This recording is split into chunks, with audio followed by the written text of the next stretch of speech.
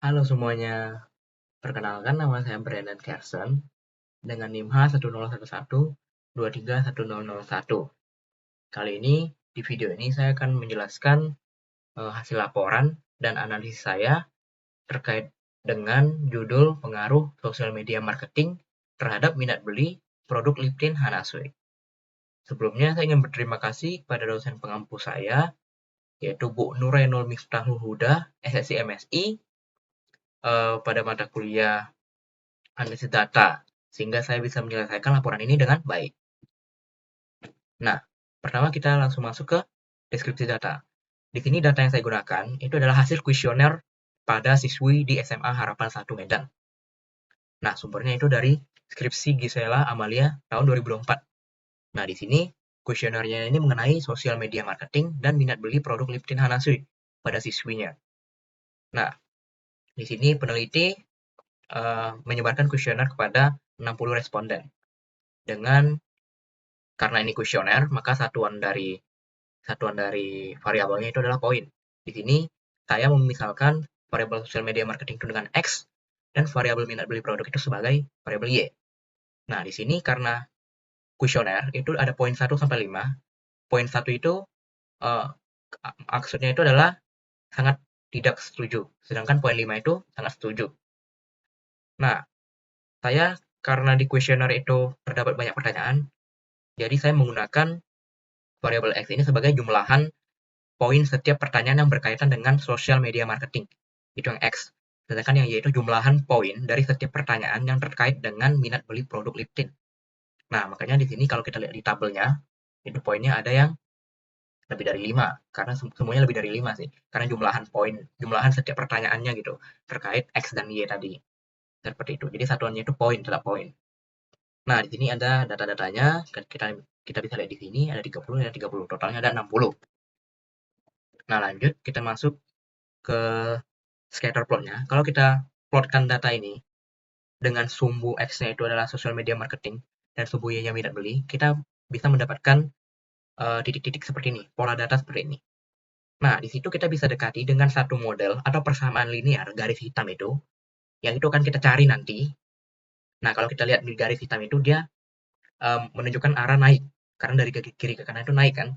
Nah, artinya kemiringannya itu kan positif. Jadi hubungan linearnya itu positif. Kemiringannya itu kan naik gitu. Jadi hubungan linearnya itu positif. Artinya apa? Artinya semakin tinggi nilai hubungan sosial media marketing, artinya semakin tinggi sosial media marketing, maka minat beli siswi di SMA itu juga bakal meningkat, ikut tinggi gitu. Itu maksud hubungan linear yang positif. Nah, di sini juga ada tabel 2, ada statistik deskriptif.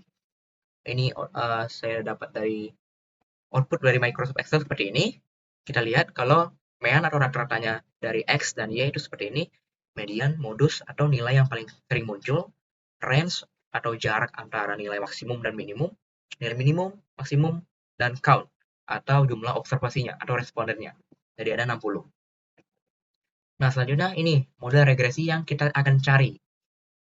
Nah, sebenarnya model regresi itu kan Y sama dengan beta 0 tambah beta 1. Beta 1X. Nah, nilai beta 0 dan beta 1 ini kita akan duga dengan B0 dan B1. Kenapa? Karena kan kita mengambil sampel dari populasi yang besar gitu. Kita hanya mengambil sampelnya aja kan. Kita hanya menduga kalau beta 0 dan beta 1-nya tuh segitu dengan menggunakan B0 dan B1. Nah, kita lihat dari tabel 3 ini, kita lihat di intercept itu kita dapat 14,46 dan X itu 0,49. Nah, intercept itu maksudnya artinya dia memotong sumbu Y. Saat X-nya 0, dia memotong sumbu Y itu di 14,46. Karena intercept kan memotong. Kalau garisnya kita panjangin, dia bakal memotong sumbu Y di 14,46. Sedangkan X-nya itu koefisien dari X-nya. Nah, jadi bersama regresinya kita lihat dari sini. Kita pakai Y-topi karena kan kita prediksi sebenarnya, kita duga Y tadi. Maaf sebelumnya. Nah, jadi kita peroleh Y-topi sama dengan B0 tambah B1X. B0-nya tadi adalah 14,46 dan B1-nya adalah 0,49X. Nah, kalau X-nya 0 kita anggap tidak ada, maka nilai Y sama dengan 14,46. Nah, karena intercept tadi kan, kalau X-nya 0 dia bakal memotong Y di 14,46. Selain itu, kalau X-nya kita tambahin 1, setiap satu satuan X, itu kan menaikkan minat beli siswi sebesar 0,49. Karena kalau kita X-nya masukin 1, 14,46 tambah 0,49. Kalau 2, nanti tambah 0,49 lagi dikali 2 gitu. Dan seterusnya. Nah, selanjutnya akan diuji signifikansi. Nah, apakah ada pengaruh signifikan antara variabel X dan variabel Y dengan menggunakan uji T. Nah, secara singkat, H0-nya, hipotesis awalnya itu tidak ada pengaruh signifikan antara variabel X dan Y. Sedangkan H1-nya terdapat pengaruh signifikan antara variabel X dan Y. Nah, H1 ini kan yang kita inginkan sebenarnya. Nah, kalau kita lihat di tabel 4 ini, kita bisa pakai t-stat atau p-value untuk menguji signifikansinya. Tapi kalau kita pakai t-stat, kita perlu t-table untuk membandingkannya. Sedangkan saya memilih menggunakan p-value. Kenapa? Karena kita lihat di kriteria pengujiannya, itu kita bisa lihat kalau jika p-value lebih dari 0,05, maka kita terima H0 dan tolak H1. Nah, kalau p-value-nya kurang dari sama dengan 0,05, maka kita tolak H0 dan terima H1. Nah, kita lihat pada p-value-nya itu dua-duanya 0,00. Tapi sebenarnya kita lihat yang X-nya, itu 0,00. Dan itu kurang dari 0,05. Jelas. Jadi kita tolak H0. Jadi H1 yang kita terima. Yang hipotesis yang kita mau tadi. Jadi ada pengaruh signifikan antara variabel X dan Y. Selanjutnya bagian koefisien determinasi. Nah, koefisien determinasi itu apa sih? Koefisien determinasi itu ukuran yang menjelaskan, ukuran besaran yang menjelaskan seberapa besar variabel X ini dapat menjelaskan variasi dari variabel Y, seperti itu. Nah, kalau kita lihat di output ini, regression statistik ini, di bagian R-square itu biasanya notasi untuk koefisien determinasi ya, teman-teman. Kita lihat di sini ada 0,33. Nah, kalau dalam persen kita kalikan 100, itu adalah 33%. Jadi, artinya 33% minat beli siswi itu dipengaruhi oleh sosial media marketing. Nah, sedangkan sisanya itu kan 100 dikurang 33. Itu ada 67% lainnya dipengaruhi faktor lain yang tidak saya masukin ke dalam model. Bisa jadi itu harga atau variabel lainnya yang mempengaruhi minat beli siswi tersebut. Nah, kita lihat di tabel 6 ada kriteria dari koefisien determinasi. Ini yang umumnya dipakai. Nah, kita lihat di sini ada dari 0 sampai 20 itu sangat lemah, 20 sampai 40 itu lemah, dan seterusnya. Kita lihat tadi kan kita dapat koefisien determinasi kita adalah 33%. Itu terletak di rentang ini. Artinya tingkat hubungannya itu lemah. Seperti itu. Nah, di sini ada interpretasi koefisien regresinya. Sebelumnya saya sudah jelaskan, tapi di sini saya akan jelaskan lebih rincinya. Tadi kan persamaan regresinya kita dapat ini. Nah, kalau X-nya tadi ini kita ganti 1, tadi 14,46 tambah 0,49. Kalau kita ganti 2, kita tambah 0,49 lagi. Makanya kita kali 2 kan. Kalau 3 tambah 0,49 lagi. Makanya setiap peningkatan 1 poin sosial media marketing akan meningkatkan minat beli siswi sebesar 0,49 poin. Nah, sedangkan B0-nya ini apa? B0-nya itu kita lihat kalau X-nya itu 0, kita anggap nggak ada. Jadi nilai sosial media marketing itu tidak ada.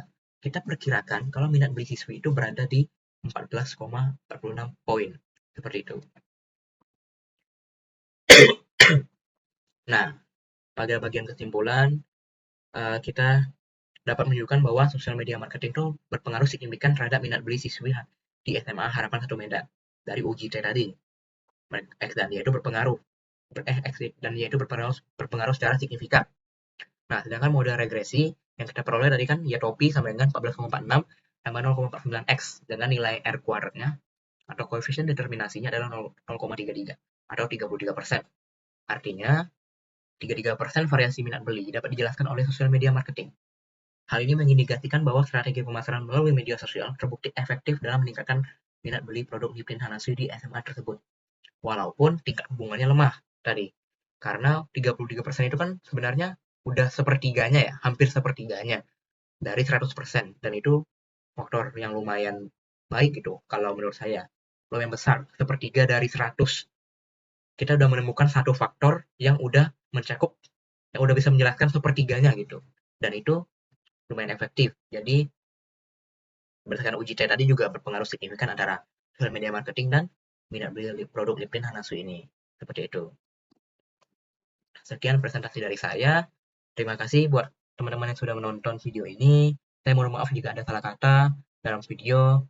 Nah, di sini ada sumber data yang saya ambil. Kalian bisa cek. Nama penulisnya itu Gisela Amalia 2024. Judulnya itu ini.